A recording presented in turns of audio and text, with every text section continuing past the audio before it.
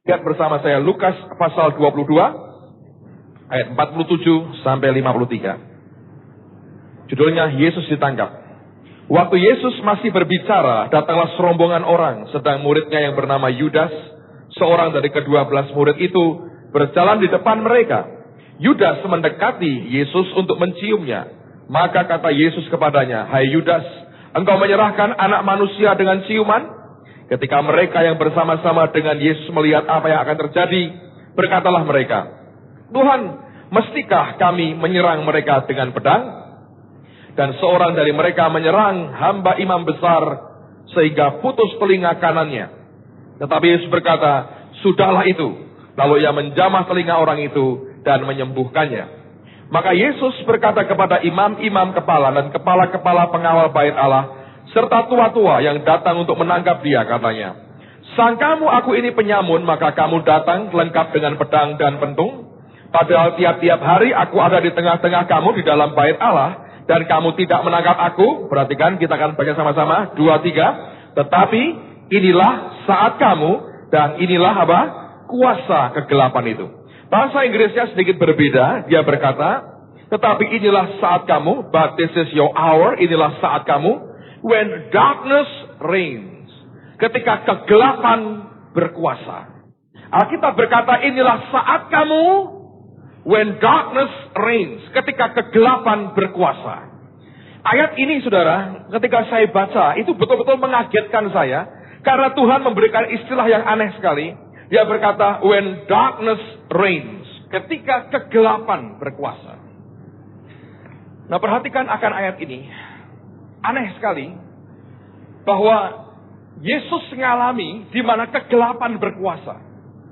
Selama 3,5 tahun dia melayani, dia buat banyak mujizat, dia lakukan banyak hal, tidak ada satu orang pun bisa menjamah dia. Tetapi ada waktunya di mana Bapa memberikan kesempatan, tanda petik ya, kepada kegelapan itu berkuasa. Dia berkata, "Setiap hari aku ngajar di bait Allah, engkau tidak menangkap aku. Tetapi inilah saat kamu." Siapa yang memberikan saat itu? Pasti Bapa, kan? Yaitu saat apa? When darkness reign. Ketika kegelapan itu berkuasa. Nah, Anda harus mengerti, ada saat dalam kehidupan kita, Allah mengizinkan kegelapan itu berkuasa. Banyak orang Kristen salah persepsi tentang kehidupan kita. Kita ini kebanyakan berpikir begini, oh kalau kita jadi orang Kristen semuanya akan baik, smooth, lancar, mulus, tidak akan mengalami apapun. Saya berkata itu persepsi yang salah. Orang berkata jadi Kristen selalu akan kaya raya, berkelimpahan, milioner, tidak kekurangan apa-apa, tidak mengalami gejolak apapun. Ternyata tidak benar. Alkitab mengatakan bahkan dalam kehidupan Yesus, dia berkata inilah saat kamu, when darkness reign, ketika kegelapan itu berkuasa. Artinya ada saat-saatnya di mana kegelapan itu diizinkan Bapa di surga datang dalam kehidupan kita. Saya pikir kita tidak boleh melupakan Mazmur 23. Begitu luar biasanya Allah memberikan akan jaminan kepada kehidupan kita sebagai domba-dombanya. Tapi dalam Mazmur 23, di samping berbagai macam hal yang luar biasa yang Allah berikan, jangan lupa Daud berkata, sekalipun aku melewati apa? Lembah bayang-bayang maut. Itu kan kegelapan, saudara. Waktu kegelapan tiba dalam kehidupan kita, kita harus berkata, ada saatnya di mana kegelapan itu akan datang dalam kehidupan kita. Nah, ketika Yesus mengalami darkness reign, ketika dia mengalami kegelapan berkuasa, apa yang dia alami? Yang pertama, dia mengalami pengkhianatan. Yang kedua, dia mengalami penyangkalan. Yang ketiga, dia mengalami akan tuduhan fitnahan yang palsu. Yang keempat, dia mengalami aniaya. Dan dia mengalami semua pelecehan. Dia mengalami semua yang mengerikan dalam hidupnya. Semua penghinaan, perendahan diri, semuanya dia alami dalam kehidupannya. Itulah yang terjadi ketika kegelapan itu berkuasa, diizinkan berkuasa. Banyak orang bertanya, "Pak, kenapa hidup saya mengalami seperti ini?" Saya berkata, ada waktunya memang Allah mengizinkan, sepertinya kegelapan menang atas kita. Tapi perhatikan saudara sekalian. Nah, apa yang dialami Yesus? Lihat pada Lukas 23 sekarang. ayat 23 sampai 25. Inilah ketika kegelapan itu berkuasa, yang dialami Yesus seperti ini. Lukas 23 ayat 23. Tetapi dengan berteriak mereka mendesak dan menuntut supaya ia disalibkan, dan akhirnya mereka menang dengan teriak mereka. Jadi bukan hanya sekarang orang demo dan menang, saudara. Zaman dulu orang bisa menang dengan teriak mereka. Kalau Anda kuasai massa, Anda berkata teriak, akhirnya mereka menang. Menang dengan teriak, tapi itu bukan dari Tuhan, saudara. Terusin lagi. Lalu Pilatus memutuskan supaya tuntutan mereka dikabulkan. Dan ia melepaskan orang yang dimasukkan ke dalam penjara karena pemberontakan dan pembunuhan itu sesuai dengan tuntutan mereka. Tetapi perhatikan, baca sama-sama, 2-3, Yesus diserahkannya kepada mereka untuk apa? Diperlakukan semau-maunya. Waktu kegelapan itu berkuasa dalam kehidupan kita, Anda akan mengalami perlakuan yang sangat tidak adil. Orang sepertinya diizinkan memperlakukan kita semau-maunya. Hidup kita seperti dipingpong, ditendang sana-sini, diperlakukan semau-maunya. Dan Yesus mengalami semuanya itu. Ada berapa banyak orang Kristen yang merasa hidupnya diperlakukan tidak adil. Tapi ketika kegelapan dibiarkan untuk seketika lamanya berkuasa, Yesus mengalami dia diperlakukan semau-maunya. Nah, sekarang pertanyaannya, ujungnya tentu kita tahu bahwa dia disalibkan dan dia mati buat kita semua. Mengapa Allah mengizinkan kegelapan untuk sesaat kadang-kadang berkuasa dalam kehidupan kita? Nah, ini yang penting. Sebab kalau kita hanya tahu kegelapan bisa berkuasa, tidak nolong banyak. Tapi yang kalau kita bisa mengerti, untuk apa semuanya itu Allah izinkan. Nah, siapa yang percaya tidak ada rencana Tuhan yang jahat buat kehidupan kita? Angkat tanganmu tinggi-tinggi. Kalau kita percaya bahwa Allah itu baik, pasti kita mengerti apa rencana Tuhan sebetulnya. Mengizinkan kegelapan itu untuk sesaat berkuasa dalam kehidupan kita. Nah, yang pertama, ini bagus sekali. Anda harus mengerti bahwa ketika himpitan kegelapan datang, yang Tuhan inginkan adalah dari dalam kita itu keluar suatu sari ilahi yang luar biasa. Pak Sugiarto pakai istilah keluar antibodinya. Nah, ini saya ngalami. Saya mau cerita dengerin baik-baik. Dalam setahun terakhir ini saya mengalami beberapa kali ketemu dengan orang-orang yang orang Semarang berkata Mbo Cengli. Tahu Mbo Cengli, saudara? Betul-betul Mbo Cenglinya itu Mbo, saudara. Betul. Mbo kemana saya nggak tahu, tapi pokoknya Mbo Cengli. Wantik semaunya sendiri. Orang berkata karepe dhewe. Tidak urusan orang, tidak urusan perasaan orang. Tidak ada hormatnya kepada orang. Saya seperti ketemu hakim yang lalim. Mana berarti tidak takut Allah dan manusia. Ini betul-betul saya berkata, wow, saya ketemu beberapa orang yang punya sisi keekstriman yang begitu tinggi. Saya bergaul dengan cukup banyak orang. Dan ini termasuk jenis ini, saudara. Anda tahu? Yang hanya bisa dikalahkan dengan doa dan puasa. Anda tahu ya, ada yang jenis ini. Makanya kalau ada orang yang sampai titiknya aneh sekali, Anda harus berkata, wah ini termasuk jenis ini. Kalau kok jenis biasa tengking keluar, kalau jenis ini, mereka sampai para rasul pun berkata, Yesus kami kok nggak sanggup mengalahkan. Oh, jenis ini hanya dikalahkan dengan doa dan puasa. Tapi jangan ngomong pada temanmu, kamu termasuk jenis ini. Jangan. Ya, kalau Anda akan ketemu mungkin ya, mudah-mudahan tidaklah. Karena ketemu orang begini ini susah. Antara pengampunan dan mau mukuli itu nyampur dari satu, saudara. Jadi ini Anda mesti hati-hati kalau ketemu begini. Tapi kalau Anda sudah siap, Tuhan akan hadapkan dengan jenis ini, saudara. Ini jenis yang luar biasa. Butuh berapa lama Pak puasanya? Wah, nggak tahu, saudara. Kalau jenis ini itu memang rada angel sedikit. Nah, jenis ini itu luar biasa. Dalam setahun ini saya ketemu dengan beberapa jenis ini, saudara. Saya sampai geleng-geleng kepala, saya bilang, kok bisa ya? Orang punya pikiran seperti itu. Orang punya tindakan begitu. Orang cara berpikirnya ini kemana ini? Sedang kutub itu kan utara selatan, kok bilang timur barat ada kutub itu. Dari mana? Saya susah mengerti. 2 tambah 2, 4, mereka bisa bilang 1350. Dari mana ini? Saya nggak bisa ngerti, saudara. Saya bilang, unbelievable. Saya berkata, ini jenis ini nih. Ini bahkan legion kalah sama ini. Aduh, saya berkata, luar biasa. Anda pernah ketemu yang begitu? Sampai Anda shock berat. Tapi yang aneh begini, saudara. Saya baru disadarkan Tuhan. Itu beberapa hari lalu di Jakarta. Dan seperti biasa, Tuhan itu ngomongnya di WC, saudara. Tapi di Jakarta, saya nginep di apartemen yang bagus sekali ya. Jadi WC-nya juga, dan itu tuan rumahnya baik sekali. Anda tahu di WC-nya itu kan ada wastafelnya, ada apa ya, itu kan dari marmer semua. Karena itu apartemen mewah. Dikasih tip kecil dan ada kasetnya lagu penyembahan. Bayangin saudara, apa nggak nikmatnya luar biasa. Anda duduk sambil, wah. Begitu ada dia buat jalan. Wah, saya bilang mantap ini. Wah, holy of holies ini. Bayangin ya. Ini ide bagus. WC-mu ada selengkapi itu saudara. Tapi kalau keluargamu banyak dimarahin orang karena ngantri kan saudara ya. Kalau keluarga kecil atau Anda punya beberapa itu boleh juga lah saudara. Itu waduh, ini yang punya rumah ini kok perhatiannya luar biasa. Memang diberi shampoo, diberi macam-macam. Tapi yang menarik dikasih tape kecil, stereo lagi saudara. Dan ada kasetnya, cuma satu aja. Dan lagunya worship. Ceklek langsung dia buat jalan. Saya bilang, wah luar biasa. Jadi Anda duduk sambil hadiratnya luar biasa. Itu bagian yang saya anggap berkat besar buat hidup saya. Nah di WC itu Tuhan itu ngomong lucu. Kamu kan setahun ini ketemu sama beliau-beliau ini. Betul Tuhan. Apa manfaatnya buat kamu? Saya belum jawab, dia sudah, itu kan pertanyaannya tidak dijawab loh. Dia langsung tunjukkan kepada saya. Lucu saudara, dalam setahun ini saya sampai heran. Sekarang ini saudara ya. Saya ngomong apa adanya ya. Itu kalau orang punya masalah cerita ya. Hati saya ini bisa muncul belas kasihannya.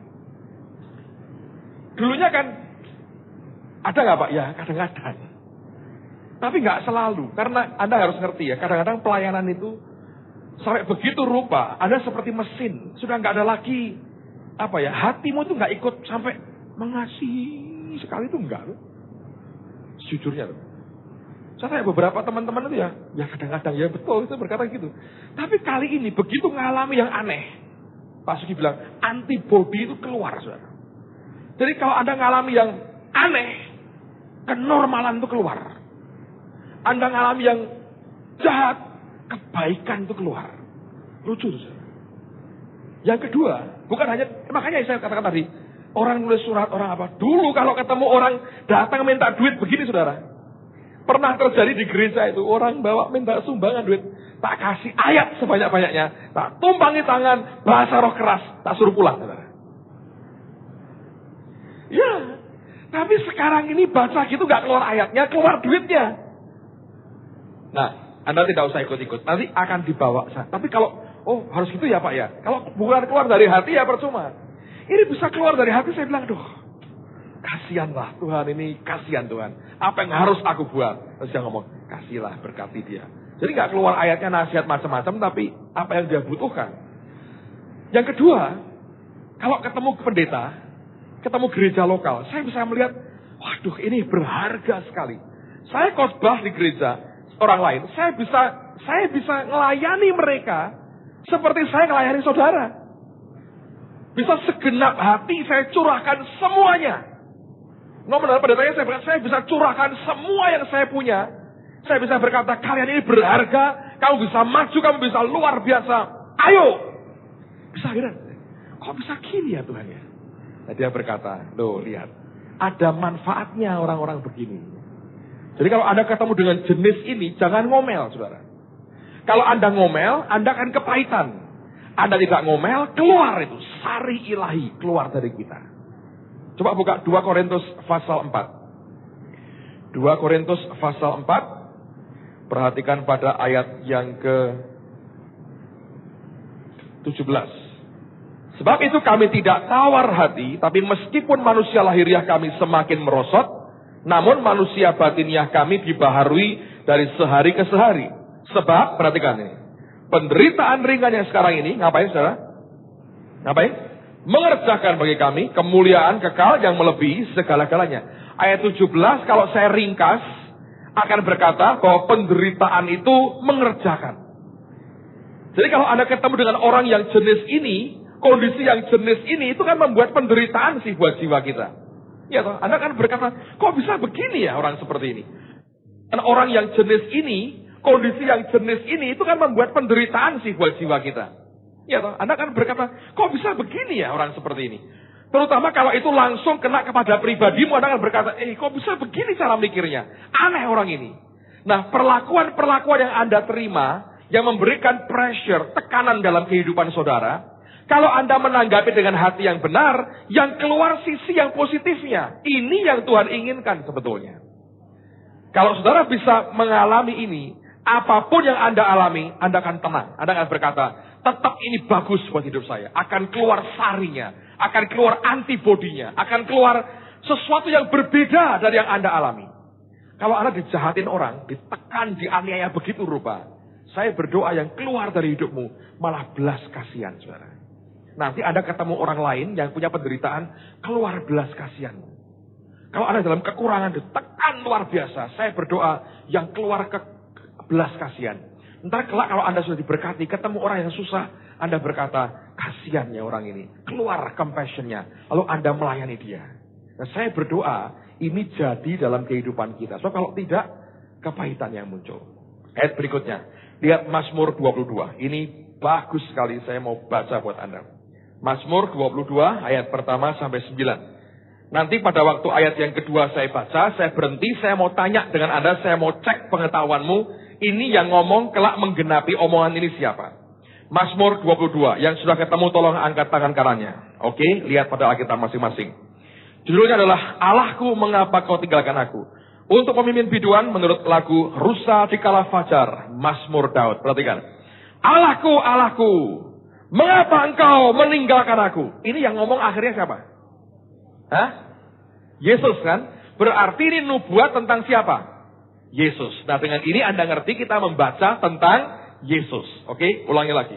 Allahku, Allahku, mengapa engkau meninggalkan aku? Bahasanya dia berteriak, Eli, Eli, lama sabachthani.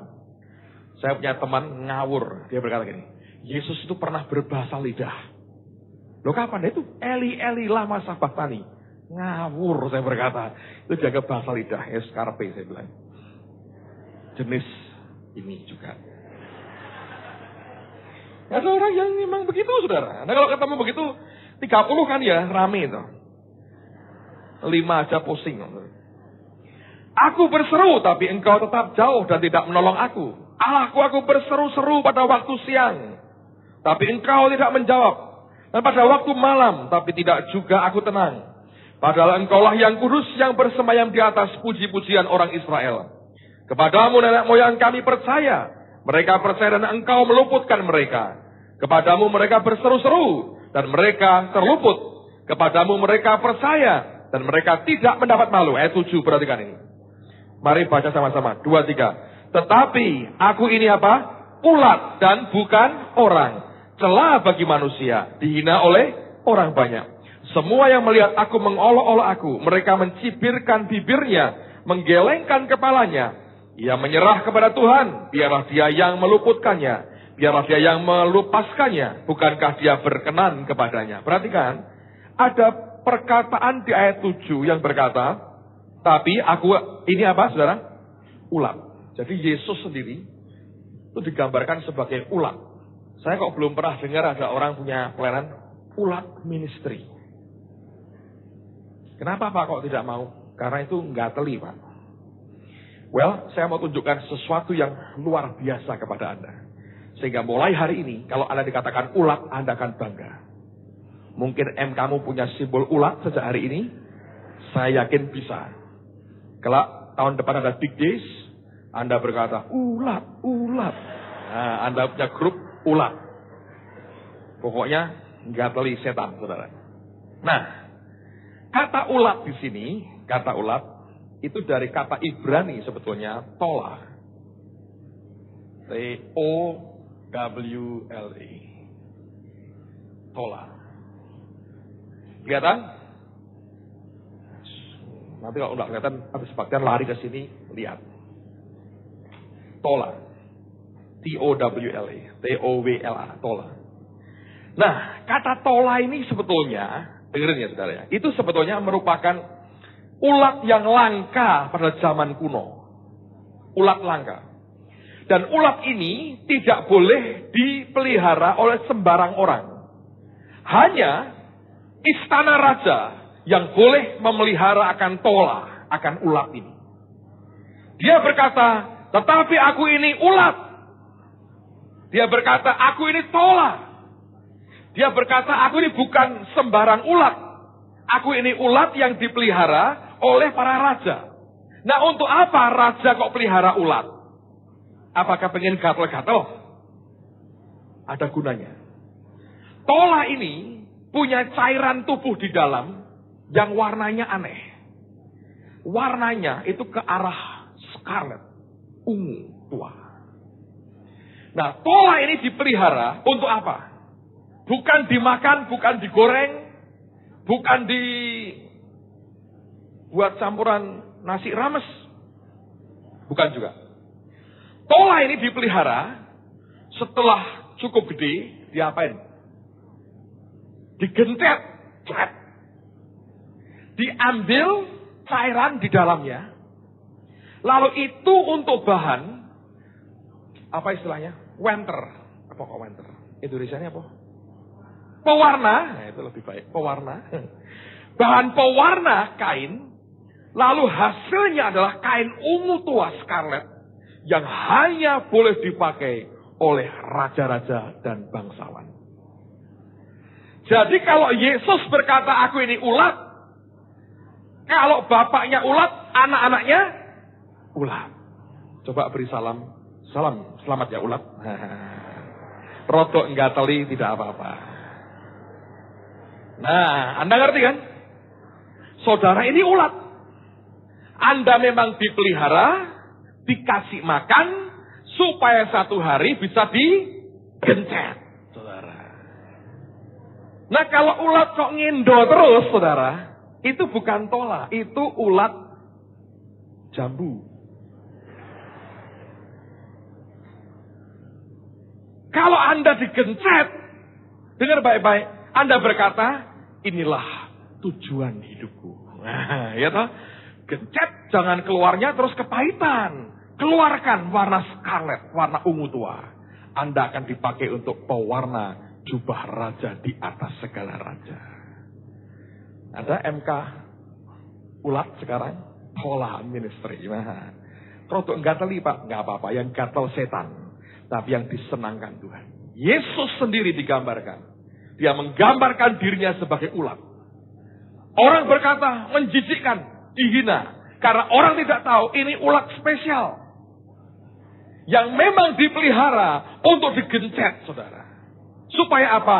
Keluar pewarnanya.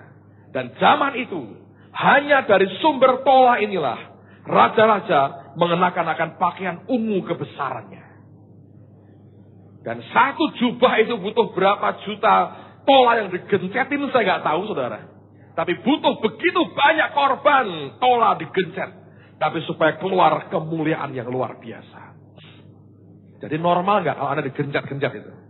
Normal. Sebab kita ini ulat, saudara. Ada yang sedang digencet, rasanya selalu orang merasa. Yang merasa sedang digencet hari-hari, coba katakan. Ini rombongan ulat begitu banyak di sini, saudara. Selamat saya mengucapkan, memang itulah tujuan hidup Anda untuk digencet. Yang keluar jangan kepahitan dong. Yang keluar harus sari ilahi yang luar biasa.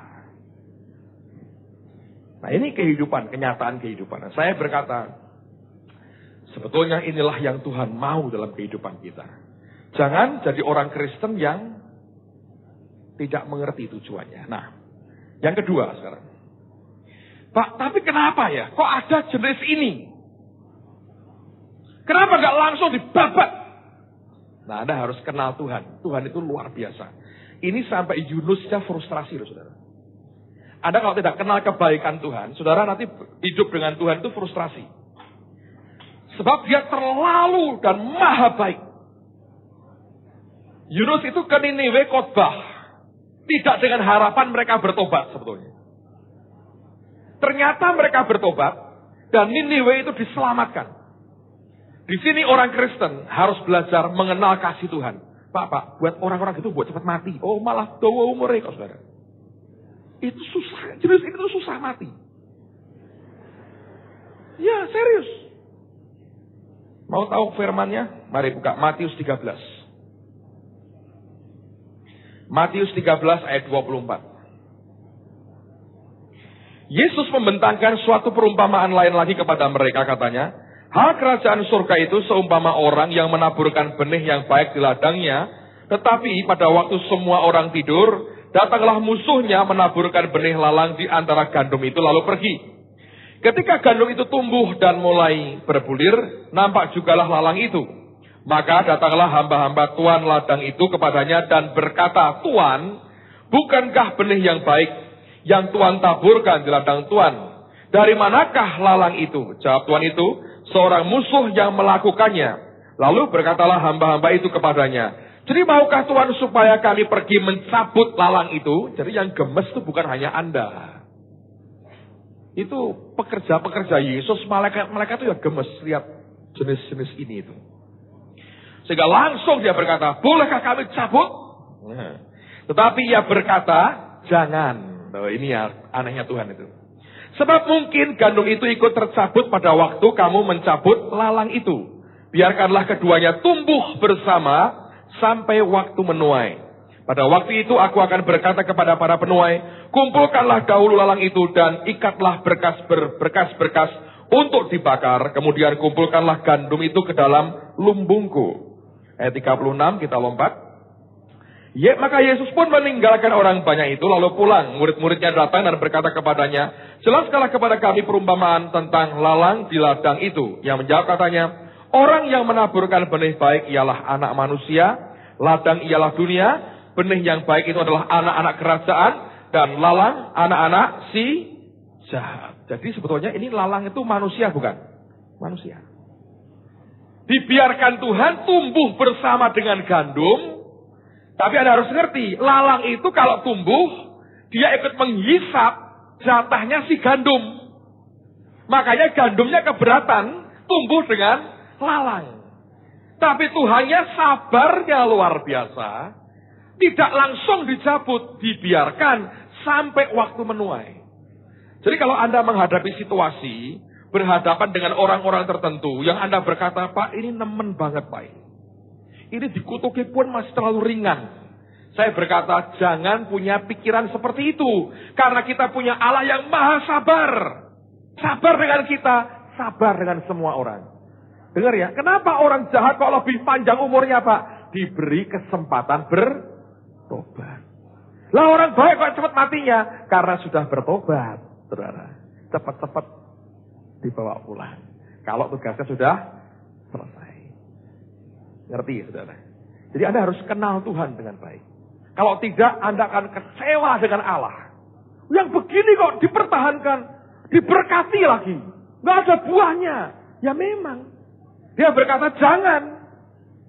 Sebab orang-orang begitu, ada waktu Tuhan untuk membuat dia kembali kepada Allah. Saudara harus kenal Tuhan sebagai pribadi yang maha baik. Dan Anda harus belajar memiliki hati yang sama seperti yang Tuhan memiliki. Ingat, gencetan himpitan itu membuat kita seperti tola yang keluar skarletnya, warna ungu tuanya, yang dipakai oleh raja-raja. Dan mereka pun diberi kesempatan untuk bertobat. Saya terus terang kagum dengan Tuhan, saudara. Dia begitu luar biasa dalam hal kesabarannya untuk membuat kita tetap kembali kepada jalannya. Yang ketiga, yang terakhir. Nah ini penting sekali. Dalam kehidupan kita, kadang-kadang the darkness reigns. Kegelapan itu berkuasa. Nah, kalau kegelapan itu sampai mengkontrol hidupmu, Anda mesti hati-hati dengan satu hal ini. Coba buka dari 2 Samuel pasal 20. Ini ada ayat yang aneh, saudara. Orang Kristen yang waktu kegelapan itu datang tidak hati-hati, dia akan jatuh. Dan itu akan membuat kita membayar harganya. 2 Samuel pasal 24. Lihat mulai ayat yang pertama saja. Di rumah tolong Anda baca sampai ayat 25. Karena ini bagus sekali ceritanya. Tapi kita nggak ada waktu malam ini untuk baca semuanya. 2 Samuel 24 mulai ayat yang pertama. Bangkitlah pula murka Tuhan terhadap orang Israel. Ia menghasut Daud melawan mereka. Firman-Nya, pergilah, hitunglah orang Israel dan orang Yehuda. Lalu berkatalah raja kepada Yoab dan para panglima tentara yang bersama-sama dengan dia. Jelajahilah segenap suku Israel dari Dan sampai Beersheba. adakanlah pendaftaran di antara rakyat supaya aku tahu jumlah mereka. Lalu berkatalah Yoab kepada raja, kiranya Tuhan Allahmu menambahi rakyat 100 kali lipat daripada yang ada sekarang. Dan semoga mata Tuanku raja sendiri melihatnya. Tetapi mengapa Tuanku raja menghendaki hal ini? Namun titah raja itu terpaksa diikuti oleh Yoab dan oleh para panglima tentara. Maka pergilah Yoab dan para panglima tentara itu atas perintah raja untuk mengadakan pendaftaran di antara bangsa Israel.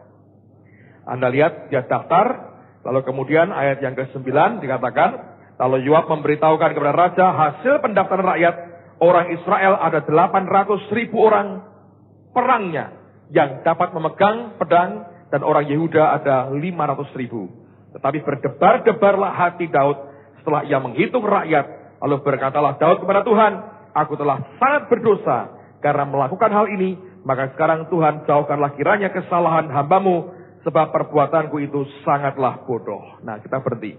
Anda baca seterusnya, Nabi datang, diberi daftar menu, pilihan. Kayak mau dikasih. Hukuman pertama, kedua, ketiga, silahkan pilih sendiri. Nah, akhirnya mati itu, kalau nggak salah 70.000 orang mati karena Tuhan menghalau mereka, mengalahkan mereka. Nah, perhatikan, saya terus terang bergumul cukup lama ya. Saya berkata, ini Tuhan ini kok cari gara-gara sih? Ya toh? Tanpa sebab sepertinya toh, bangkitlah murka Tuhan, lalu ia menghasut Daud. Jadi Anda jangan tahu, Anda tahu ya, kekuatan menghasut itu Tuhan juga punya. Dia tahu bagaimana menghasut orang. Anda mesti hati-hati. Ditawaris dia pakai setan diceritakannya. Tapi dengar baik-baik saudara. Kenapa sampai Allah murka kepada orang Israel? Saya doa Tuhan, kenapa engkau murka? Roh Kudus ngomong bagus. Baca pasal sebelumnya. Lihat, di pasal 23, dari ayat yang ke-8, judulnya adalah apa? Pahlawan-pahlawan Daud. Anda baca cerita ini, sebagian besar menceritakan kehebatan manusia. Lalu kemudian, Daud rupanya melihat begitu banyak orang hebat yang dia punya. Itu membuat rakyat Israel sombongnya keluar. Sampai akhirnya Daud keluar kesombongannya. Dan dia berkata, aku mau menghitung. Yang dia diminta menghitung itu bukan sensus, bukan. Berapa yang bisa perang. Dia menghitung tentara sebetulnya. Itu jadi kebanggaannya dia.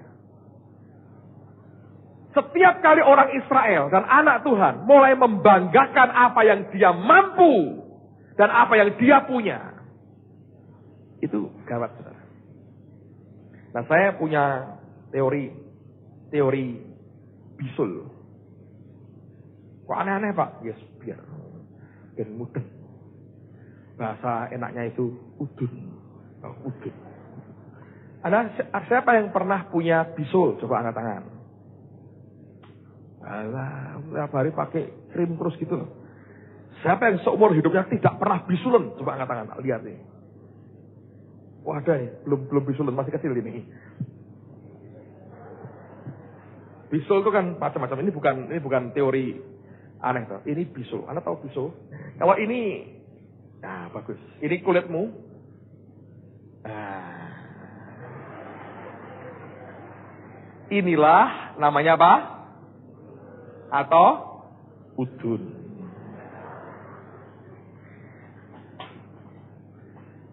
Ada banyak orang Kristen punya udun rohani. Saudara.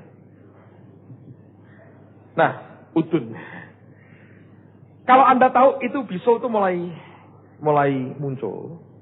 Orang bisa nggak mencegah ini jangan sampai timbul? Bisa nggak? Lu masih kecil, lu masihan. Bisa Pak ya? Dikasih salep, dikasih apa. Supaya nggak sampai jadi gitu tuh, saudara. Ngerti ya? Diobati, dikasih sesuatu, lalu dia akan kempes lagi. Dia akan normal lagi, datar, begitu. Tetapi ada jenis udun yang ngebet. Harus keluar. Hati-hati. Itu sebetulnya, intinya apa? Self, ego, kesombongan ke dalam. Ini terutama, Anda harus ngerti. Kalau saudara mengalami keberhasilan. Atau Anda diberkati, hidupmu mengalami terus bagus ya. Anda mulai menghitung, Anda mulai berkata, wow, gitu ya. Caramu jalannya sudah lain, semuanya lain. Anda sudah mulai, hey aku ini somebody, diam-diam aku ini. Wah, Anda sudah mulai begitu ya. Biasanya kalau masih seumur Anda belum terlalu keluar lah. Masih bentuknya jerawat lah, saudara. Tapi lama-lama kalau Anda sudah mulai kerja, Anda mulai dapat uang, Anda mulai berhasil, sukses dalam usahamu segala macam, itu nanti keluar. Di dalam diri manusia itu semuanya ada kayak begini. Naluri untuk sombong itu ada. Dari sononya. Pokoknya untuk orang Semarang bilang kemelinti, itu ada. Nah ini ada asal. Ini udun rohani, saudara. Nah Anda harus kenal Tuhan ya, dengerin baik-baik. Dalam 3 minggu ini saya banyak ngajar yang esensial kepada Anda supaya Anda kenal Tuhan dengan baik. Kalau sampai ini nggak bisa diomongin, ya, Daud sudah diomongin sama Yoab loh. Tuanku Raja, kenapa harus berbuat begini? Ditawari kalau Anda baca, Yoab berkata itu keji sebetulnya. Yoab ngerti, kalau dia ngitung pasukan, mesti Allah marah. Tapi rupanya dalam diri orang Israel dan rajanya sudah ada udunnya itu, saudara. Bisonya itu matanya sudah ada. Yoab dipakai untuk mencoba meredam yang ini. Jangan. Kamu sudah luar biasa. Ini karena Tuhan. Tapi lihat, waktu di pasal 23 tentang pahlawan Daud, memang luar biasa mereka. Tapi hampir seluruhnya ngomong kehebatan manusia. Mampu begini, mampu begitu. Padahal di Ulangan Tuhan berkata, hati-hati loh, jangan berkata karena jasamu, karena kekuatanmu, itu karena aku. Berkali-kali Allah berkata, hati-hati, jangan anggap itu karena kamu. Tapi namanya orang, saudara, itu nggak bisa. Naluri kita itu selalu ingin terima recognition, pengakuan dari orang. Ingin menonjol itu ada, itu di dalam kita itu ada. Semua orang punya. Yang satu tahu bagaimana nyalepin udunnya, yang satu senang dengan udunnya keluar. Kalau Anda punya udun ya, coba pegang terus, enak ya. Agak gatal-gatal bagaimana, terus gosokan saudara. Nggak lama itu, keluar ya. Nah, kalau sudah keluar, sudah menteng-menteng gitu ya. Apa tuh menteng-menteng tuh? Mateng tuh, bukan mateng tuh. Ya menteng-menteng. Susah. Gitu lah ya. Sudah mulai panas dingin badanmu itu ya. Diapain? Diapain? Hah? Diapain? Pencet. Apa yang lagi? Sudet. Apa yang lagi? Plotot. Komplit. Bahasa Jawa itu enak, itu luar biasa. Sudet, plotot, gencet, pencet. Wah, komplit. Anda beri nama sendirilah. Kalau sudah sampai titik begini, Tuhan akan berkata, pencet. Apa itu? Plotot. Iya. Itu tangannya kan turun. Seperti Daud. Dia bilang, tak omong nggak bisa. Saya bilang, hitungan. Hati-hati. Ngerti? Justru saat gelap itu munculnya bisa macam-macam. Mungkin saat itu di mana Anda ditekan, tapi juga bisa seperti Anda dihadapkan kepada kenyataan. Yesus itu begitu. Anda tahu nggak? Ketika disalib, dia dicoba lagi kesombongannya loh. Kalau engkau betul engkau anak Allah, turun dong. Bayangin. Bahkan penjahat sudah mau mati aja ngomong itu. Kalau betul engkau anak Allah, selamatkan kami, selamatkan dirimu. Itu bukan kesombongan. Di Getsemani dia berkata, kalau aku mau 12 pasukan malaikat, bisa aku datangin. Dia nggak mau. Itu dicoba betul kesombongannya. Tapi nggak ada. Nggak keluar. Dia sadar, aku harus lewati ini. Nah, saudara kalau sudah mulai keluar begininya, hati-hati. Semakin banyak firman kita tangkap, makin kenal dengan Tuhan, Anda akan makin aman sebetulnya. Karena apa? Ini makin mengecil, makin mengecil, makin mengecil. Karena firman itu ngobati. Diingatkan, ditegur orang itu bagus. Kenapa? Itu meredam. Tapi kalau nggak bisa, dibiarin. Tambah kenceng, tambah gede. Orang berkata, loh lihat, tambah bagus kan? Di tubuhku ada gunung Himalaya. Udun itu seperti gunung Himalaya loh, saudara. Gimana Pak? Ya kan gunung itu kan gini ya. Saljunya di sini. Wah. Udun kan ada saljunya loh di atasnya. Seperti Mont Blanc. Kalau sudah begitu, pencet. Siapa yang dengerin Pak Yusak khotbah di radio tadi malam? Anak dia ingat dia cerita papahnya yang tidak mau bayar perpuluhan, ya. Itu kan diingatkan, dia ketawa, dia bilang, hartaku tidak habis berapa? 7 turunan. Terus diomongin dalam sekian bulan habis, dia ketawa, nggak mungkin. 7 turunan tidak habis. Itu udun bukan, saudara? Sangat itu. Akhirnya dalam 3 bulan dipencet bukan? Habis. Saya kan kenal waktu menjelang saat-saat beberapa tahun sebelum Tuhan panggil beliau pulang. Opa ini. Dekat, saudara. Saya dengan dia dekat. Kalau ngobrol dengan dia sampai jam 1 pagi di Cirebon. Betah. Ngobrol apa? Firman. Wah, memang betul jago firman, saudara. Kalau khotbah depan dia paling ngeri. Duduk paling belakang dengan kursi goyang. Anda khotbah, gitu, dia dengerin baca Alkitab. Begitu ngerti nggak bener omonganmu, nanti saya waktu makan, saudara, dia mulai ngomong halus pertama. Pak, tadi kok ngomong begitu tuh artinya apa ya? Kan semangat, wah cerita gini, ngomong diwalik sama dia. Tapi Alkitab berkata, begini, gelagap. Bayangin, saudara. Kecuali dengan saya tidak pernah.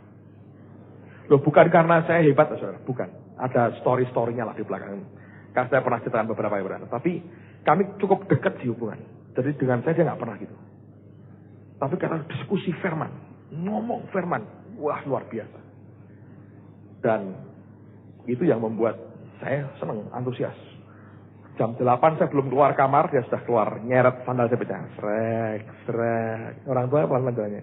Ngetok kamar saya. Gung, makan Gung. Ya. Makan sama dengan apa? Ayo ngobrol. Jadi kami duduk di meja makan, dari makan pagi sampai makan siang. Serius. Dari makan pagi sampai makan siang. Siang saya suruh istirahat. Kamu kan nanti khotbah, istirahat.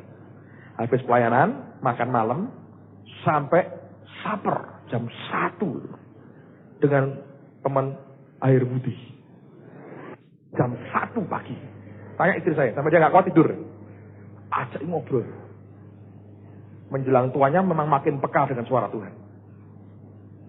Waktu anaknya pertama meninggal, kakaknya Pak Yusak yang besar meninggal, saya kan ke Cirebon ya, beberapa jam terus balik Semarang karena sibuk sekali pelayanan. Dia kenalkan sama orang, wah ini anakku. Wah, dia berkata gitu. Tapi ya itu pengalaman bagus. Anda tahu tuh kalau sudah sampai titik gini ya, pencet. Makanya saya beritahu saudara, nah kalau bisa ya, jangan sampai dipencet. Tapi kalau pernah dipencet pun pengalaman bagus saudara. Supaya Anda ingat seumur hidupmu bahwa jangan pernah keluar bisul atau udun dalam hidupmu. Kalau Anda dipencet bukan karena udun, tapi seluruh hidupmu dipencet karena Anda itu ulat yang menghasilkan sesuatu yang mulia untuk Tuhan kita. Amen. Tutup Alkitab, mau kita berdoa bersama-sama. Haleluya. Doa besar. Siapa yang merasa hari ini hidupmu seperti kegelapan itu sedang menindas engkau dalam berbagai bentuk. Kalau Anda orangnya di tempat masing-masing, izinkan saya mendoakan saudara. Anda boleh angkat tangan, saya doakan Anda malam ini. Engkau lihat tangan-tangan yang terangkat ya Tuhan. Dengan pergumulan masing-masing ada. Kami tahu kalau Yesus harus melewati itu dan dia menang. Engkau juga berikan kemenangan kepada kami. Kami ini pola, kami seperti ulat. Tapi bukan ulat sembarangan. Di dalam kami ada warna ungu tua yang luar biasa. Warna kerajaan di dalam kami. Hamba berdoa demi nama Yesus, berikan kekuatan kepada anak-anak. Supaya apapun yang mereka lewati, yang keluar dari mereka bukan kepahitan. Tapi sari ilahi, antibodi yang luar biasa. Bahkan sesuatu yang mulia daripadamu keluar dari hidup kami. Hamba berdoa berikan anugerah-Mu supaya mereka, anak-anak Tuhan ini, keluar sebagai pemenang. Sebagaimana Yesus keluar sebagai pemenang, mereka juga menikmati kemenangan yang daripadamu. Sekarang siapkan hati kami terima tubuh dan darah-Mu. Apapun yang kami butuhkan, kami percaya mujizat Allah terjadi. Kesembuhan secara fisik, kesembuhan pada batin kami. Kami dibuat makin merendah, karena kami melihat akan kekurangan diri kami dan ketidakberdayaan kami tanpa Engkau. Hamba berdoa meteraikan firman yang kami dengar pada sore hari ini, Tuhan. Biar anak-anak-Mu boleh bagian demi bagian mereka melangkah seperti yang Tuhan kehendaki. Berikan pertolongan Tuhan turun hari ini. Berikan pertolongannya turun. Berikan pertolongan daripada-Mu turun, Tuhan. Terima kasih.